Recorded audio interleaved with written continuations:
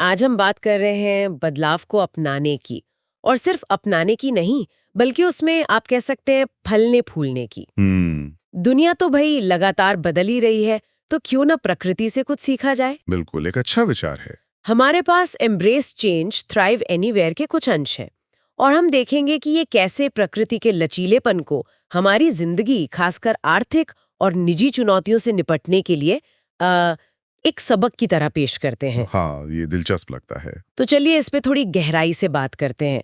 ये जो सामग्री है, इसकी शुरुआत इस विचार से होती है कि दुनिया, खासकर अगर हम वित्तीय बाजार या वैश्विक राजनीति को देखें, तो वो हमेशा बदलती रहती है। सही है, एक सतत प्रवाह। हाँ, और कहीं एक छोटा सा बदलाव भी होता है ना, तो उसका असर हजारों मील दूर तक महसूस हो सकता है। बिल्कुल। और ये स्रोत हमें याद दिलाता है कि इस लगातार बदलते माहौल में प्रकृति हमारी सबसे बेहतरीन शिक्षक हो सकती है। अच्छा, कैसे? आप सोचिए, एक भयंकर तूफान आता है, जंगल तहस नहस लगता है, पर फिर कैसे वो दोबारा खड़ा हो जाता है।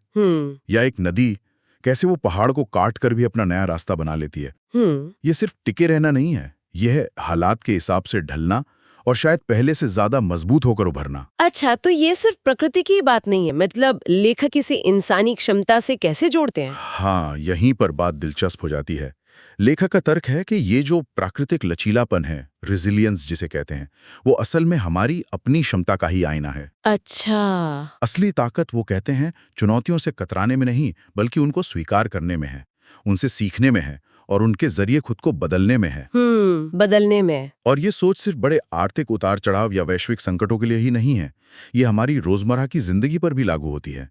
करियर में कोई मोड़ आ जाए या निजी रिश्तों में कोई चुनौती। हाँ, ये बात तो है। जैसे वो उदाहरण देते हैं कुछ तटीय पौधों का। समुद्री तूफानों के बाद वो न सिर्फ बच जाते हैं, बल्कि उनकी जड़ें और गहरी और मजबूत हो जाती हैं। अच्छा। तो शायद इसी तरह मुश्किल दौर हमें भी अपनी बुनियाद मजबूत करने का मौका देते हैं। वाह, ये तो काफी गहरा नजरिया है। और वो पेड़ वाला उदाहरण भी कमाल का है ना? हाँ, वो वाला। सबसे मजबूत पेड़ वही होते हैं जो हवा के साथ झुक जाते हैं। ये सुनने में तो कितना सरल लगता है, पर असल जिंदगी में इसे उतारना। बिल्कुल। ये सिर्फ झुकना नहीं है, ये एक तरह का लचीलापन बनाए रखना है।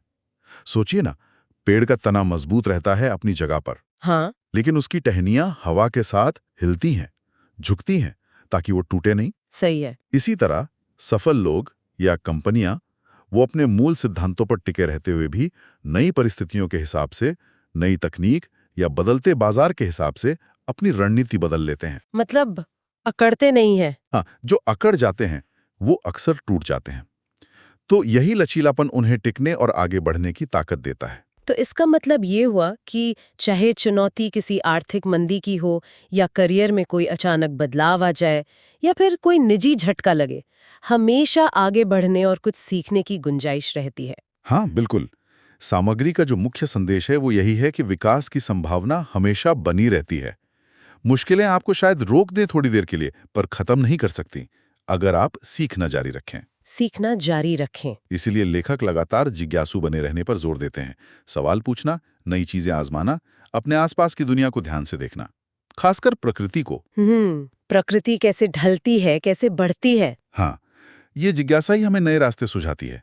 जैसे मान लीजिए वित्तीय बाजार में गिरावट आई। हाँ। उसे जंगल में लगी आग की तरह देखा जा सकता है। शुरुआत में तो सब तबाह लगता है, बिल्कुल। लेकिन धीरे धीरे नई कोंपलें फूटती हैं, शायद पहले से ज्यादा विविधता के साथ। इसी तरह बाजार की गिरावट के बाद अगर समझदारी से धीरे धीरे निवेश किया जाए, तो लंबी अवधि में वो मजबूती ला सकता है। तो कुल मिलाकर बात यह है कि बदलाव तो आएगा ही, उसे दुश्मन ना समझें। हाँ, उसे एक साथी की तरह देखें। उससे प्रेरणा लें, उत्सुकता बनाए रखें, और जब लगे कि रास्ता बंद हो गया है, तो शायद खिड़की से बाहर देखना ही काफी हो। शायद। कैसे एक नन्हा पौधा सीमेंट में भी दरार ढूंढ लेता है ना? जैसा कि इस सामग्री का शीर्षक कहता है, बदलाव अपनाओ, कहीं भी कामयाब बनो। बिल्कुल। और अंत में एक विचार छोड़ जाते हैं सोचने के लिए। हाँ। ये सामग्री प्रकृति से सीखने की बात करती है। सुनने में बहुत अच्छा लगता है, प्रेरणादायक है, पर असल सवाल ये है कि इस प्रेरणा को हम अपनी रोजमर्रा की जिंदगी के ठोस फैसलों में कैसे बदलें। ये अहम सवाल है। मान लीजिए कोई अपने निवेश के बारे में सोच रहा है, तो वो जंगल की आग के बाद दोबारा पनपने वाले उदाहरण से क्या सीख सकता है? क्या ये कि विविधता जरूरी है? जैसे जंगल में अलग-अलग पेड़-पौधे होते हैं। हाँ, या फिर ये कि धैर्य रखना पड़ता है क्योंकि विकास में समय लगता है। तो प्रकृति के इन सबकों का हमारे अपने जीवन के लिए, हमारे फैसलों के लिए व्यवहारिक मतलब क्या है? ये सवाल अपने आप में सोचने लायक है।